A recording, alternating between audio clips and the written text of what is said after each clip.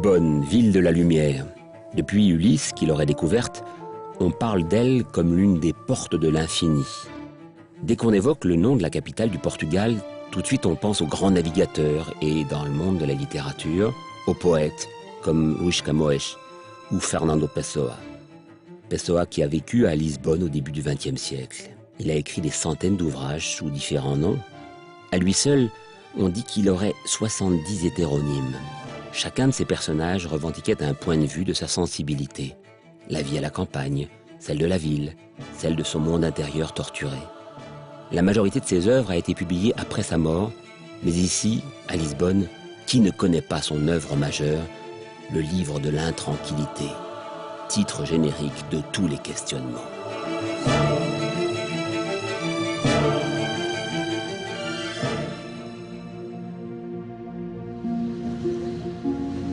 Tenho frio da vida. Tudo é caves úmidas e catacumbas sem luz na minha existência. Sou a grande derrota do último exército que sustinha o último império. Saibo-me fim de uma existência antiga e dominadora. Estou só e abandonado. Eu que costumei mandar outros. Estou sem abrigo, sem guia. Eu a quem sempre outros guiaram.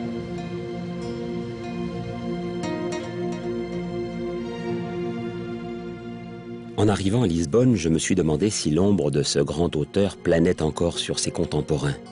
Et eux, comment vivent-ils? Que racontent-ils du Lisbonne actuel? Antonio Lobo Antunes, Lydia Jorge, Gonçalo Tavares ou l'auteur-réalisateur Manuel de Oliveira. Fernando Pessoa aimait cette ville, il était fier de son passé, de son histoire. Lisbonne est une ville qui porte les traces de toute une histoire, ou plutôt d'histoire au pluriel. Après les grandes conquêtes, elle a été détruite par un tremblement de terre. On dit qu'à ce moment-là, les dieux auraient abandonné Lisbonne. En tout cas, elle a perdu son prestige. Et après une longue période de dictature, où dans le même temps les colonies ont repris leur indépendance, elle cherche aujourd'hui à reprendre sa place dans le monde contemporain. Est-ce un atout ou une difficulté de se construire sur un passé aussi riche et diversifié? Comment tous ces morceaux de vie, ces cultures, ces races cohabitent aujourd'hui? Qu'en disent les auteurs? Où et dans quoi pouvons-nous trouver l'espoir de demain? Pourront-ils, désirent-ils reconstruire une grande histoire? J'ai voulu pour commencer rencontrer l'aïeul du Portugal, le réalisateur Manuel de Oliveira, passionné par l'histoire de son pays. Il a reçu les honneurs des festivals du monde entier et une palme d'or à Cannes pour toute son œuvre cinématographique en 2008, pour ses 100 ans. Pourquoi avoir choisi cette forme d'écriture? L'art n'a pas une utilité ou une fonction utilitaire. Parce que l'art, c'est une conséquence de la vie. C'est la répétition des choses de la vie. Quel est le message de la vie? En s'interrogeant sur le message de la vie, Manuel de Oliveira s'interroge sur le sens de l'histoire et sur la force des racines. En 2007, il sort son film, Christophe Colomb, L'énigme, qui revient sur la nationalité de l'explorateur. Un film qui raconte l'histoire d'un médecin portugais qui passe sa vie entre 1940 et 2007 à chercher l'origine de Christophe Colomb. Pour lui, il serait né à Cuba, un petit village du sud du Portugal. Sabe-me dizer se existe a casa onde terá nascido Cristóvão Colombo? Cristóvão Colombo? Nunca ouvi falar e olha que eu já moro aqui há muito tempo. Ou melhor, pergunto se existe a casa onde uma senhora chamada Isabel Gonçalves Zarco teve aqui esse tal menino. É possível, mas eu cá não sei. Talvez saibam na Câmara. É ir mais adiante, a Câmara de Cuba é já aí pertinho. Bon, le passé, c'est fondamental. Parce que le passé représente la mémoire. Sans mémoire, nous sommes rien. Le héros avance les convictions que défend Manuel de Oliveira. Christophe Colomb serait portugais. Dans la dernière partie du film, avec son épouse, ils interprètent eux-mêmes les rôles principaux. Oui, j'ai déjà cette sensation parce que je fais, après 15 ans, quelque chose comme ça, des vacances à Porto Santo. Et à Porto Santo, il y a une maison où était Cristóvão Colombo et sa femme. La maison qu'on voit dans le film, c'est la maison où était Cristóvão Colombo. Il est déjà lá avant de partir por l'Amérique. É pena que Portugal ainda não tenha dado todo o relevo devido aos descobrimentos que foram uma dádiva, não só para o país, mas para todo o mundo. Os feitos do russo Yuri Gagarin e do americano John Glenn na exploração do cosmos são comparáveis ao feito de João Gonçalves Zarco? Era português, nascido em Cuba. E o nome de Cuba, que ele deu à meia ilha das Caraíbas, foi em homenagem à terra onde nasceu. Ou nas dos descendentes de João Gonçalves Zarco, como as do filho primogênito de Colombo, que foi o primeiro dos navegadores a enfrentar um mar desconhecido e tenebroso. O mar que se vê desta janela, como diz Fernando Pessoa, no seu livro Mensagem, no poema O Mostrengo. O mostrengo que está no fim do mar, na noite de abreu ergueu-se a voar. Lisbonne est depuis toujours une ville d'images. Elle a illustré ses voyages, ses conquêtes, mais aussi sa poésie qui évolue avec la grande histoire.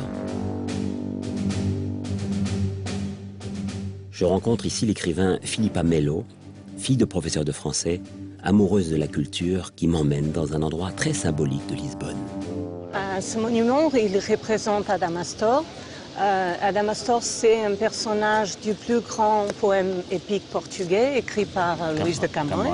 Oui. Et il représente la peur et l'inconnu que les Portugais ont dû vaincre pour arriver à des terres lointaines et conquérir son empire. Donc c'est Camões, donc les peurs de Camões, mais aussi c'est les peurs de Pessoa. Oui, Pessoa, il reprend Adamastor dans son œuvre majeure, Le Message, en le nommant Mostrengo, une espèce de monstre.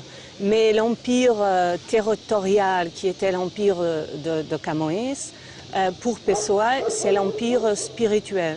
Alors ça change presque tout. C'est un message futuriste qu'il faut écouter aussi pour faire face à l'avenir. Et quelles sont aujourd'hui les peurs du Portugal? Est-ce que le Portugal a peur d'être trop petit dans un monde trop grand? Non, je trouve qu'on est encerclé et j'ai choisi cet endroit-là aussi à cause de ça. Ici, on est tout près de Bairro Alto et de Chiado, c'est le cœur de la ville ancienne, mais on vit toujours encerclé par le passé. Et ça, pour nous, c'est peut-être une condamnation, même si c'est l'atout le plus charmant pour les touristes. Il faut qu'on sorte les sentiers battus de Fado, de Saudade, pour faire face à l'inconnu. Et l'inconnu, c'est notre place à l'Europe et tout ça. Et ça n'existe plus, le Saudade, cette espèce de sentiment de nostalgie, de tristesse propre au Portugal? Alors on continue à le sentir, peut-être d'une façon différente que d'autres peuples, mais on n'est pas seulement ça. Et le Portugal, c'est aussi l'ouverture, le Oui. Tage Oui. et l'ouverture vers le monde. Oui. D'ici, on regarde le Tage, mais si vous venez ici la nuit, ça sera plein de jeunes de toutes les races, de toutes les cultures. Et alors, on regarde le Tage, mais on discute aussi l'avenir. Alors, c'est les deux rythmes Du Portugal d'aujourd'hui. Oui. Les deux rythmes, tout le symbole d'avant et d'après la dictature. En 1974, la révolution d'avril, que l'on a appelée celle des œillets, marque la fin de la dictature et des guerres d'indépendance des colonies d'Angola et de Mozambique, ainsi que le début de la démocratie. Né en 1942, Antonio Lobo Antunes a grandi pendant la dictature de Salazar. Enfant, victime d'une tuberculose qui l'a obligé à rester alité, il est tombé amoureux de la littérature et à 14 ans, il a même entretenu une correspondance avec Céline. Il a fait des études de médecine pour devenir psychiatre alors qu'il voulait être écrivain. Il réalisera totalement son rêve vers la quarantaine, après avoir traversé des expériences très douloureuses, dont celle de la guerre d'indépendance de la colonie angolaise entre 1971 et 1973.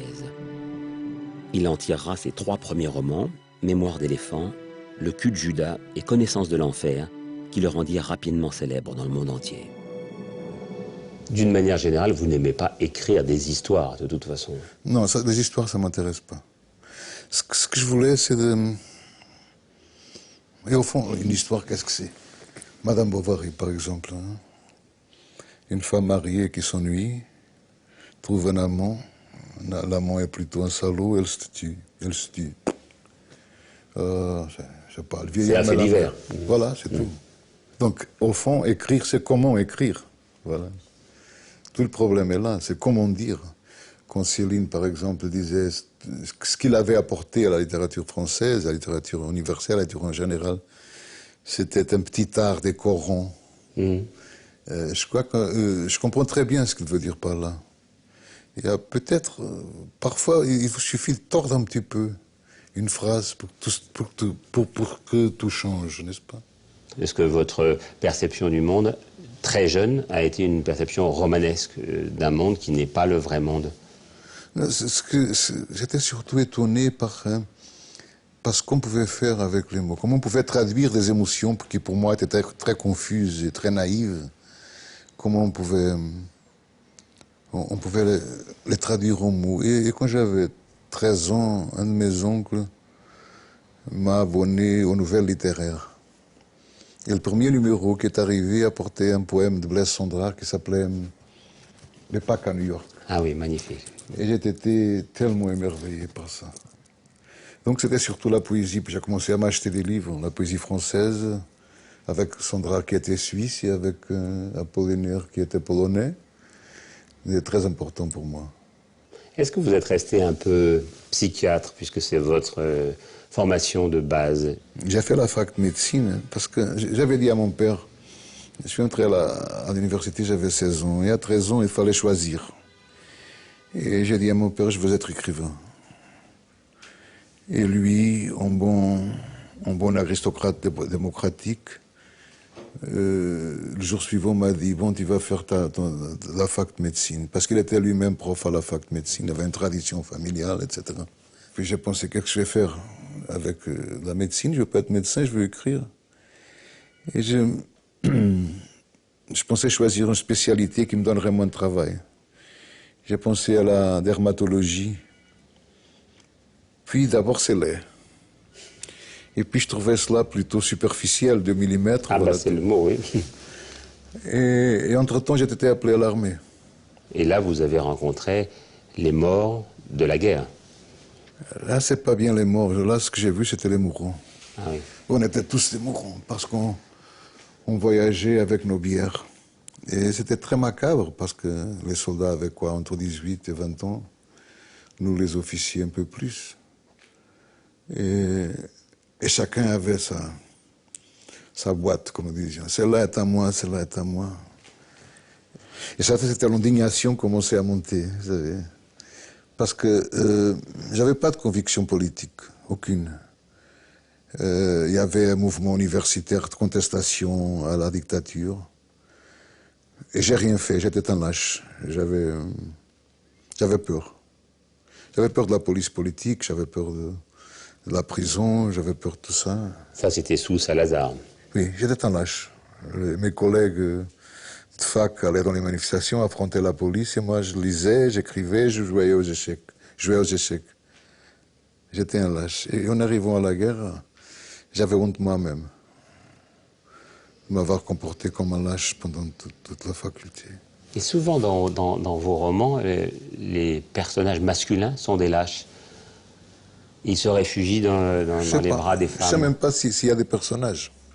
Et moi, je ne les vois pas, je vois des voix. Je vois des voix. À notre arrivée à Luzo, une jeep est venue nous avertir que le général ne consentait pas à ce que nous dormions en ville, pour que nous n'exposions pas aux messes nos trop évidentes plaies. « Nous ne sommes pas des chiens enragés !» hurlait le lieutenant. « Dites à ce pouilleux de merde que nous ne sommes pas des chiens enragés ! Une année au fond d'un trou pourri ne nous donne pas le droit de dormir une nuit dans un lit ? Dites à notre général d'aller se faire enculer !» Nous n'étions pas des chiens enragés quand nous sommes arrivés ici, ai-je dit au lieutenant. Nous n'étions pas des chiens enragés avant les lettres censurées, les embuscades, les mines, les attaques, le manque de nourriture, de tabac, de rafraîchissement, d'allumettes, d'eau, de cercueils. Avant qu'un berlier vaille plus qu'un homme, et avant qu'un homme ne vaille pas plus de 3 lignes dans un journal. Il est mort au combat dans la province d'Angola. Donc à la guerre, pour essayer d'avoir du respect pour moi, je me suis offert pour des missions... Difficiles. Oui. Et là, j'ai compris que c'était le courage, c'était ne pas avoir peur d'avoir la peur. Et là, j'ai compris comment la poésie avait une utilité immédiate. Parce que on était dans la frontière avec la Zambie. Le capitaine était Melo Antunes, qui a été l'idéologue de la Révolution, l'homme le plus courageux que j'ai vu sous feu. Et bon, en Afrique, en Angola, c'était toujours nuit à 6 heures, toujours matin à 6 heures. Donc on dînait à 5 heures. Et à 11 heures, on était bombardés. Il y avait une immense tension entre nous tous. Et un jour, Ernest, il est venu avec la légende des siècles de Victor Hugo. Une édition en 2 volumes de livre de poche. Et il nous a dit à nous, les lieutenants et sous-lieutenants, maintenant, jusqu'à ce que ça commence, on va lire à haute voix Victor Hugo. Jusqu'à 11h du soir. Un officier lisait une page, un autre page. Et c'est très difficile à expliquer comment ça, c'était important pour nous. C'était Victor Hugo. L'occasion de la beauté, de l'humanité, tout cela. Donc ces garçons, parce qu'il avait 36 ans, pour moi c'était un petit vieux ratatiné, quoi. Mais comment cela était important pour nous. Vous êtes devenu pacifiste après la guerre? Pacifiste. Je suis très conscient de la violence qui existe en moi, qui existe en nous tous. Mais en même temps, je voyais les soldats, parce qu'on tuait tout ce qui bougeait, et qui, 5 minutes après, pouvaient faire les choses les plus généreuses. Donc, un sentiment n'existe pas sans son contraire, comme dans la vie. Ce qui rend le fait d'écrire tellement difficile, car on est tellement contradictoire. Donc, comment traduire ça tout ça en mots? Ça, c'est un challenge, un défi incroyable. C'est passionnant, ça. D'une manière générale, la littérature vous a aidé dans les moments difficiles, dans tous les moments difficiles de votre vie? Vous savez, j'ai eu un cancer, moi, il y a 3 ans. Je ne savais pas si j'allais vivre, si j'allais mourir. Et la première pensée qui m'est venue quand on m'a dit « tu as un cancer », c'était une pensée à la Flaubert qui était furieux parce qu'il allait mourir et Madame Bovary allait lui survivre, n'est-ce pas? Pourquoi ma création va me suivre? Moi, je vais périr. Ça m'agaçait un peu. Les livres restent. Donc au fond, si on veut vous résumer, vous êtes un survivant, un double survivant. Pardon? Vous êtes survivant de la guerre et survivant du cancer. Peut-être, je crois que c'est Victor Hugo qui nous a sauvés à nous, les officiers. Tudo é fado, tudo é vida, tudo é amor sem guarida, dor, sentimento, alegria. Tudo é fado, tudo é sorte, retalhos de vida e morte. É noite namoraria, cai o luar. La saudade et cette forme de mélancolie a souvent été synonyme du Portugal. Le fado, chanté par des voix féminines, qui racontait la tristesse des cœurs, des femmes séparées des hommes pour diverses raisons. Une note de mélancolie face aux émotions fortes de Lobo Antunes parlant de la guerre. Elle laisse des plaies chez les hommes et chez les femmes. Que reste-t-il en elle de cette période? Lydia George en a un autre regard. Cette auteure est née dans le sud du Portugal. Elle aime écrire sur cette région et sur ce que vit la femme en général. Ses romans sont souvent dérangeants, mais on dit qu'ils ont révélé le Portugal aux Portugais. Lydia George a été femme d'officier. Elle a suivi son mari au Mozambique en 70. Dans Le Rivage des murmures, avec sa sensibilité de femme, elle décrit une autre réalité de la guerre d'indépendance. Ses romans sont traduits dans de nombreux pays et elle a obtenu le prix Jean Monnet de littérature en 2000. Vous êtes un des rares auteurs qui peuvent nous parler des origines paysannes du Portugal. Est-ce qu'il reste encore cette tradition du terroir au Portugal? Je crois, oui. Il y a il y a une partie de la population qui est encore très rattachée au monde rural. Ça m'intéresse beaucoup, l'homme, la femme, les enfants qui sont devant les grands espaces et les grands défis de la rencontre avec les autres, puisque aujourd'hui, même si le Portugal est un pays ouvert, est un pays qui avant était un pays d'émigrants, et aujourd'hui on reçoit de toutes les parties, surtout de l'Europe et d'Afrique, et aussi de l'Orient, on fait un chemin inverse. Alors on reçoit des gens. C'est dans notre territoire qu'on fait la grande rencontre qu'avant on faisait au dehors. Et ça... Donc le Brésil, l'Afrique viennent à vous aujourd'hui. Oh oui. D'où vous avez vu cette passion? Est-ce que c'est venu de votre premier séjour au Mozambique, parce que vous avez vécu quand même assez longtemps. Vous avez tiré d'ailleurs un livre de ce séjour au Mozambique. Ça a été une expérience très, très, très forte. C'était pendant la guerre coloniale. C'était pendant le moment où le Portugal était le dernier pays de l'Europe qui se niait de laisser ses colonies.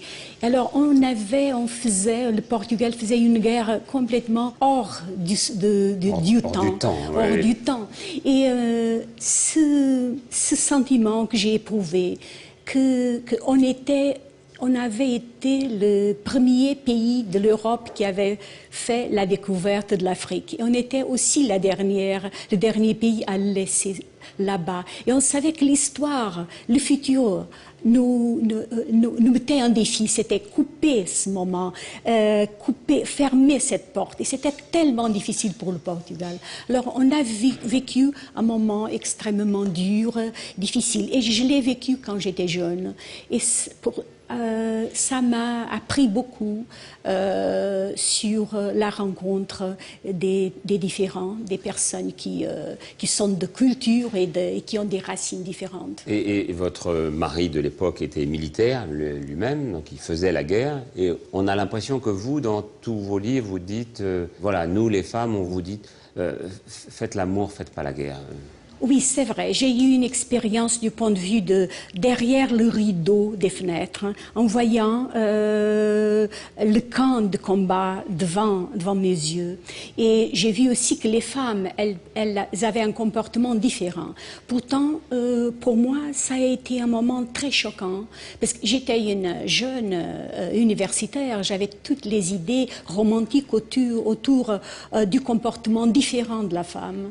Pourtant, là-bas, en Afrique, j'ai compris que les femmes portaient exactement les mêmes instincts de violence. J'ai vu des femmes, des jeunes filles qui voulaient que leur mari tuait beaucoup de Noirs, parce que pour elles, c'était la virilité, la preuve qu'ils étaient des héros. Começa aqui. Operação Vibra Venenosa.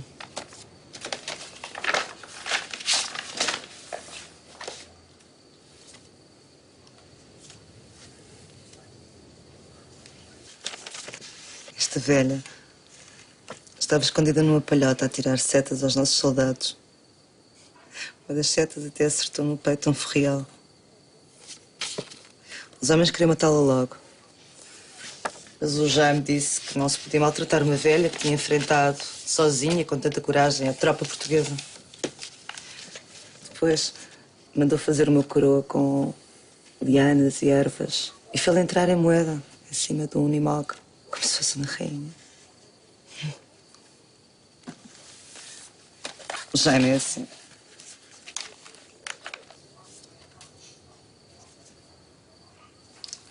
Está a ver o seu marido?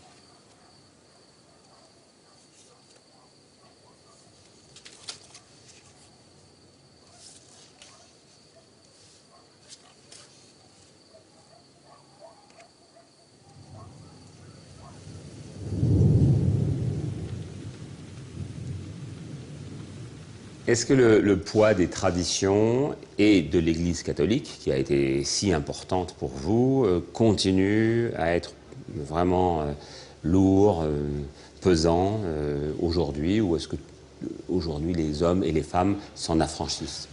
C'est vrai qu'on éprouve une transformation accélérée depuis les 10 années, les dernières 10 années. C'est vrai que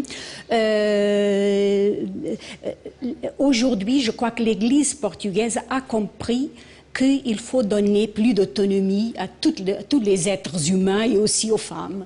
Mais pourtant, il y a encore toute la question de la soumission qui est encore sous les épaules des Portugais, surtout des Portugaises. Pourtant, je crois que surtout à cause de la question de l'avortissement, oui, parce que finalement, on a été capable de faire comprendre à la population d'une façon globale que la femme, aussitôt que l'homme, que la femme est la maître de son corps. À l'image de la place de la femme qui évolue, le fado lui aussi change. Il s'inscrit dans un registre d'émancipation et de liberté pour la femme. Audace, c'est bien un mot qui parle tout seul. Dá-me pedacinho mais de coragem e põe nos meus gestos audácia. Diz que sou capaz de ser e fazer melhor. Que eu não acredito que isto seja tudo e que fique mudo este meu pensar. Tira-me este frágil conforto que me traz em paz. Nada intocável na vida que eu prefiro, cruel da verdade, que andar à toa e doer bem mais. Descobrir a vida tarde demais. Já lá vai o fado escuro, já lá vai o medo imuro, já lá vai não querer dizer o que aí vem, já lá vai não querer saber para onde vai, já lá vai o não querer ver que é só um segredo que dá mosqueira.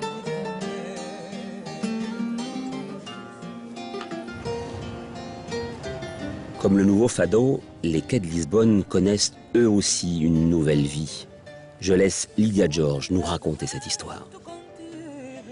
Nous sommes devant le cais d'Alcântara, au bord du Tage. C'est une espèce de synthèse du passé et en même temps aussi synthèse de nos rêves du futur. Pensons au passé, c'est d'ici, de ces endroits qui sont partis les caravelles avant, 5 siècles avant, mais pour le XXe siècle où je suis née, au milieu du siècle, c'est la place d'où partaient nos parents, nos grands-parents, émigrés en Amérique, émigrés en Afrique, émigrés un peu partout. Après, la dernière partie du XXe siècle, c'était la place d'où partaient les soldats pour faire la guerre coloniale. Et personnellement, c'est une espèce de synthèse de tous ces sentiments historiques et personnels.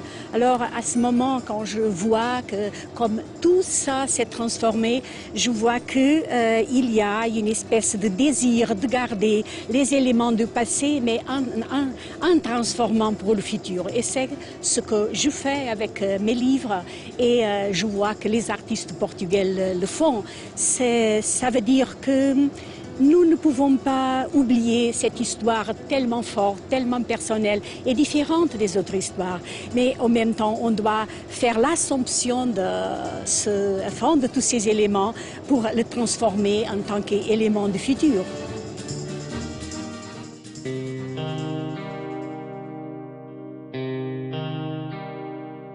Je continue donc à remonter les quais jusqu'à arriver dans l'endroit branché de la littérature d'aujourd'hui, le LX Factory, des anciens ateliers recyclés.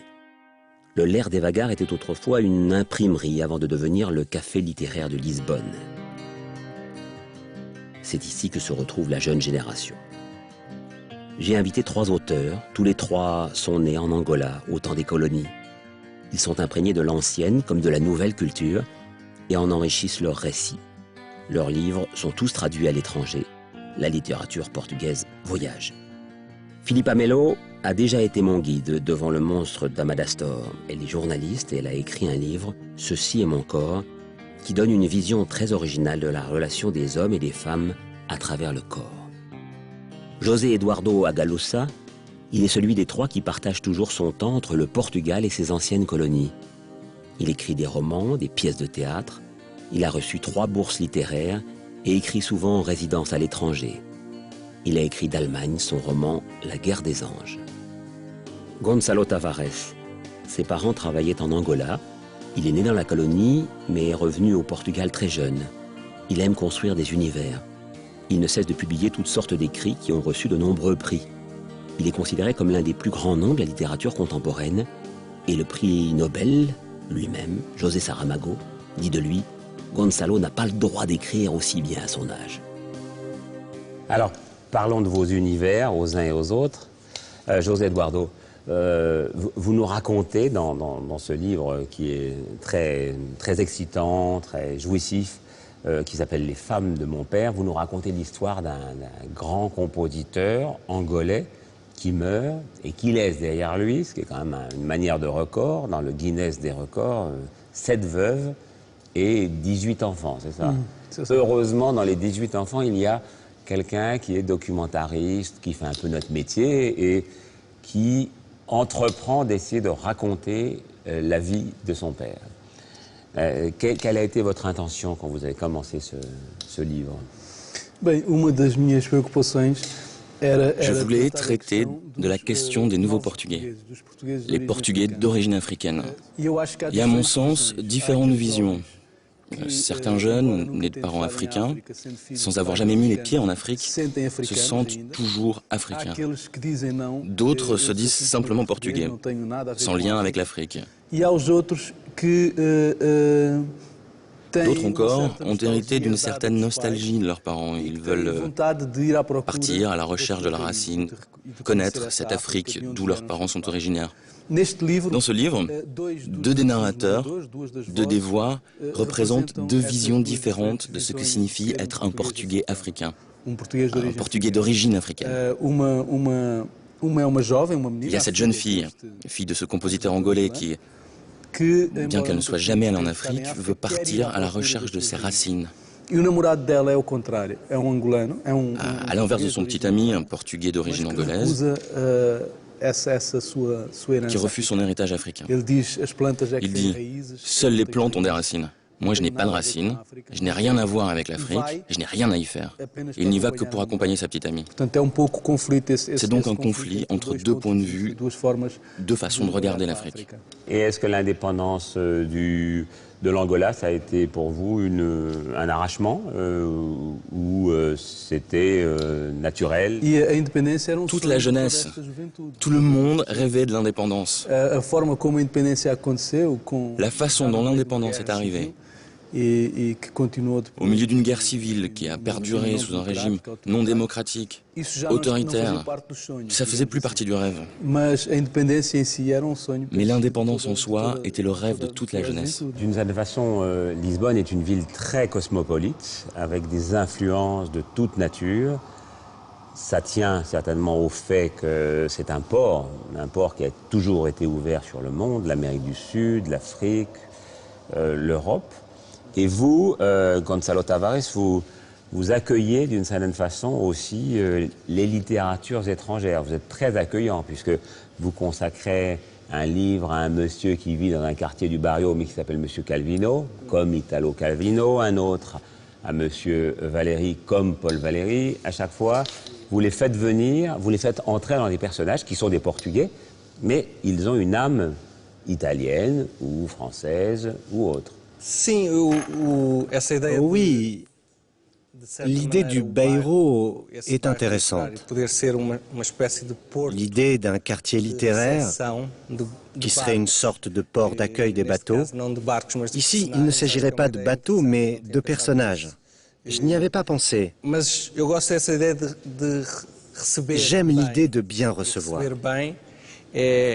Et bien recevoir, en termes de lecture, c'est faire quelque chose de ce que l'on reçoit en tant que lecteur. Ce que j'aime chez Gonçalo, c'est que ses racines ne s'ancrent pas dans un territoire, dans une géographie.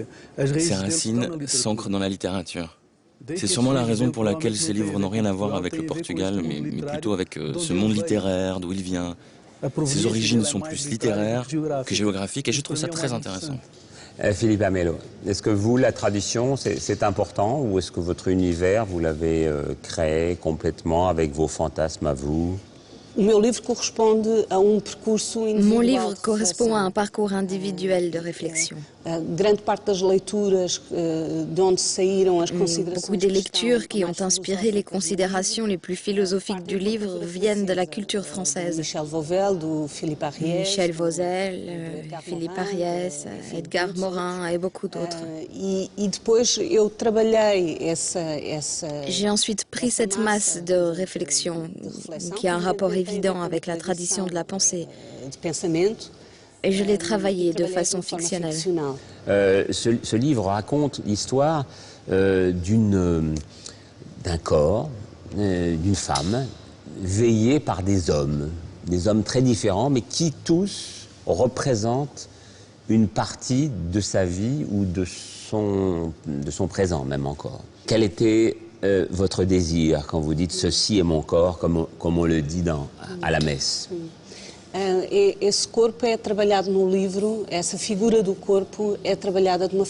le livre, la figure du corps est traitée non pas de façon macabre, mais très concrète, avec un corps qui a une existence réelle, disséqué par un médecin légiste.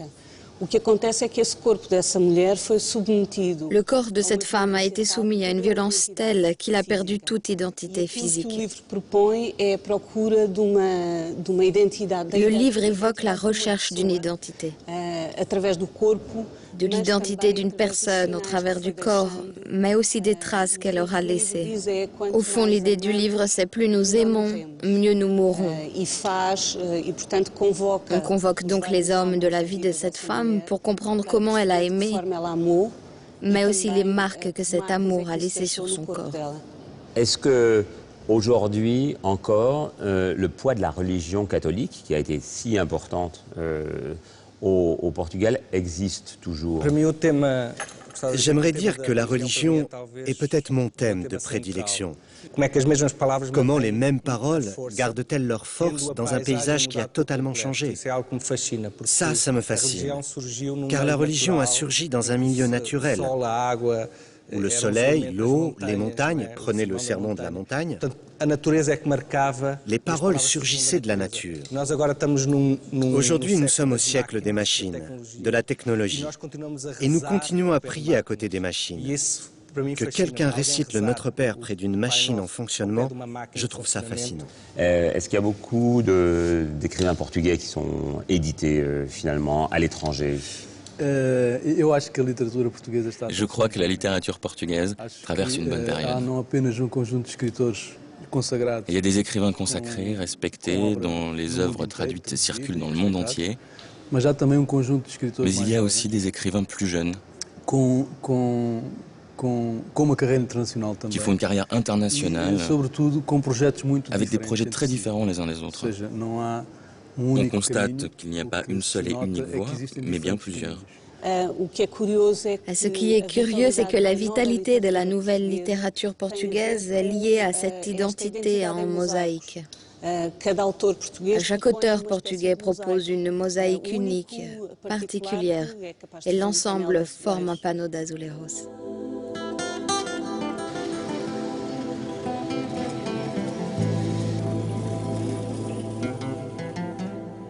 La dictature est terminée depuis plus de 35 ans. Les années de la pré-révolution ont donné à penser et à écrire à bien des auteurs. Dulce Maria Cardoso fait partie de ces intellectuels. Elle a quitté le Portugal peu après sa naissance pour vivre en Angola. Le rapatriement au pays en 1975 a été un moment très douloureux pour elle. Pourquoi, à l'âge de 11 ans, l'a-t-on arrachée à son univers? Est-il si difficile de vivre avec une histoire comme celle du Portugal?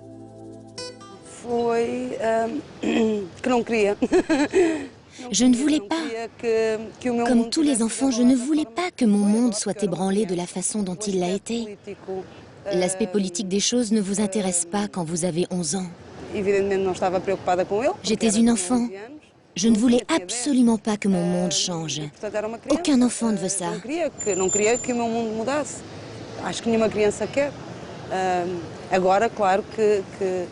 Bien sûr, aujourd'hui, je me réjouis que la révolution ait eu lieu. Mais à l'époque, je ne voulais pas que mon monde s'effondre. J'avais peur de ce qui nous attendait.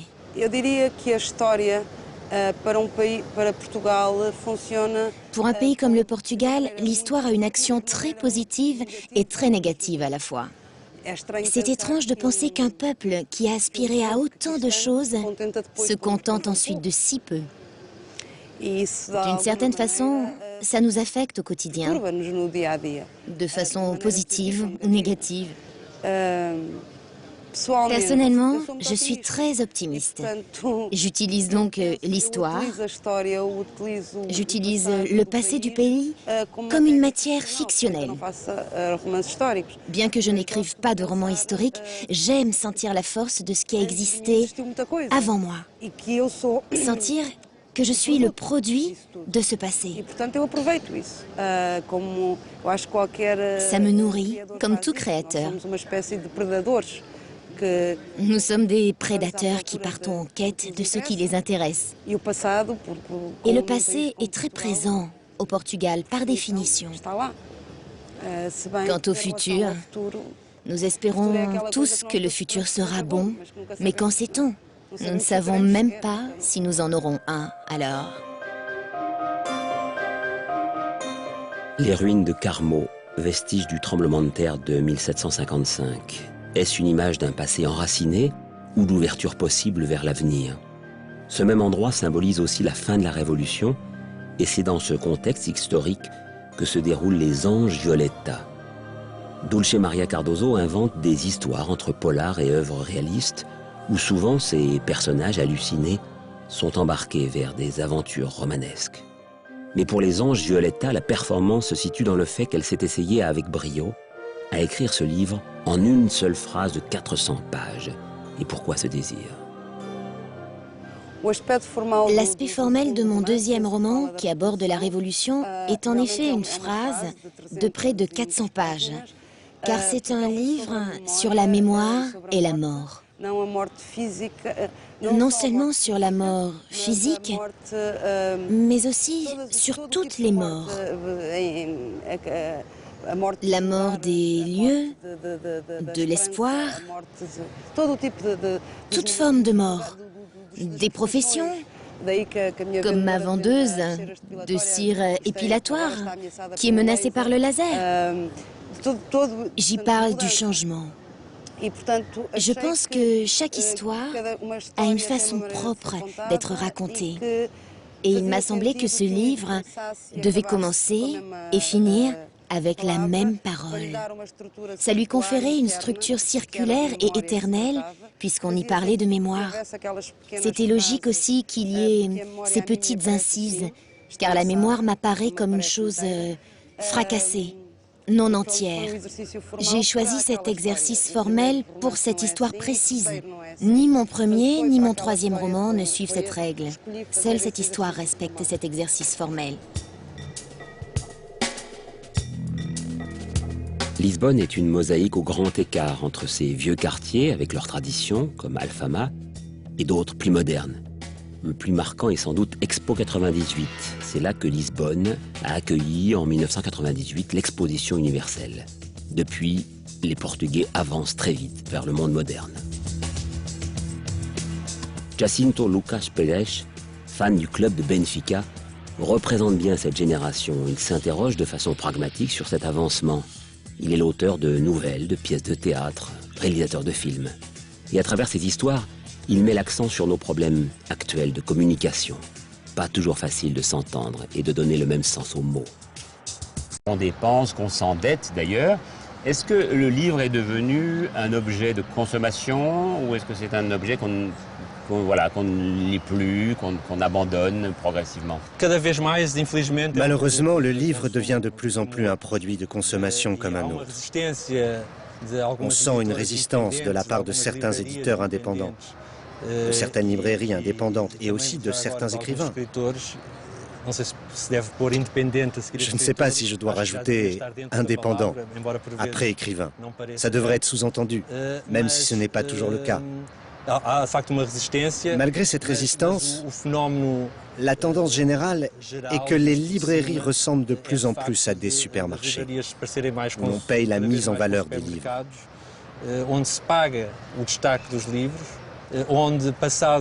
3 semaines après la sortie d'un livre, on ne peut plus le trouver s'il ne s'en est pas vendu assez d'exemplaires la première semaine. Tout ça noyé dans un discours qui vise à dire qu'on lit plus, que l'éducation est plus accessible, qu'il n'y a plus d'analphabètes, que la démocratie a vaincu grâce à la massification. Je crois qu'il y a encore du chemin à faire. Et sans me montrer trop sévère, je crois qu'il y a encore des combats à mener. Vous restez quand même optimiste pour la littérature portugaise? Je suis un optimiste de volonté. Je crois que la seule façon d'avancer, c'est d'être optimiste, de penser que les choses vont s'améliorer. Donc je crois qu'il y a des signes positifs dans la littérature, dans la culture et dans la société en général. On aura notre fin heureuse, comme on dit dans les histoires. Lisbonne, aujourd'hui, aborde un nouveau tournant, une nouvelle vie bien au-delà de ses 7 collines. Ses richesses viennent de sa diversité, de son côté cosmopolite, de tous ces courants qu'elle accueille actuellement en son sein et que valorisent les auteurs. J'aime beaucoup la langue portugaise, elle est très sensuelle, très bonne pour travailler. Cervantes, il a donné une bonne définition du portugais. Il disait, quand il a dit que l'espagnol était du portugais avec des os. Une langue très souple, et sensuelle, c'est très bon pour écrire. J'aime beaucoup la couleur, la lumière de Lisbonne. J'aime beaucoup cette ville. Lisbonne est plus que jamais la porte de l'infini. Sa littérature la ramène aux explorations multiples, mais cette fois-ci celle de l'âme, de la nature humaine. Qu'y a-t-il de mieux depuis Socrate que de se découvrir sous forme d'interrogation? Dizem. Esquecem. Não dizem. Disseram. Fazem. É o fatal. Não fazem. Igual. Porquê? Esquecer? Tudo é sonhar.